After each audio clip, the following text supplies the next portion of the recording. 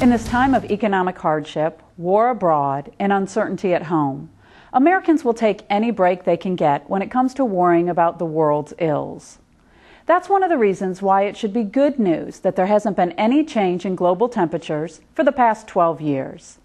After all, why worry about global warming if it doesn't exist? Unfortunately, our friends in the Obama White House aren't sharing in the relief. In fact, they're concerned. If there's no climate problem, there's no rationale for cap and trade.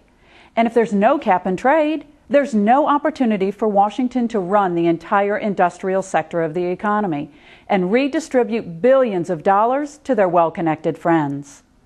This being the Obama administration, their response has been predictable. Load some new words into the teleprompter. That's why last week, John Holdren, President Obama's chief science advisor, declared that the administration would start referring to global climate disruption instead of global warming. Pretty brilliant, isn't it? It can literally apply to anything. Turning up your air conditioning on a summer day, you've just contributed to climate disruption.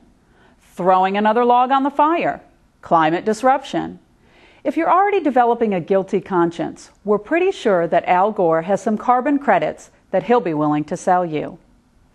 This isn't the first time we've seen this tactic.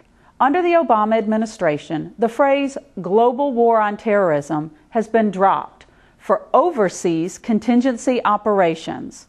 We're not sure what that means, but it sounds like a service that UPS can guarantee in 48 hours or less. The Department of Homeland Security has also helpfully told us to use the phrase man-caused disasters instead of terrorism. When we start reforming pensions in Washington, let's start with the bureaucrat that came up with that one. The administration is just as bad on domestic policy. When the most recent decreases in tax rates were supposed to be an evil sop to the wealthy, they were the Bush tax cuts. Now that it turns out that a huge chunk of them benefit everyday Americans, they're middle-class tax relief. And when the White House was behind a plan to take away your health care choices, it was called the public option, even though its coercive design was about as far from optional as you could get. Sooner or later, the Obama administration will learn that being cute with words can't solve problems at home or abroad. They still have time to change their approach. But if they don't, they might want to find someone to come up with a creative euphemism for one-term president.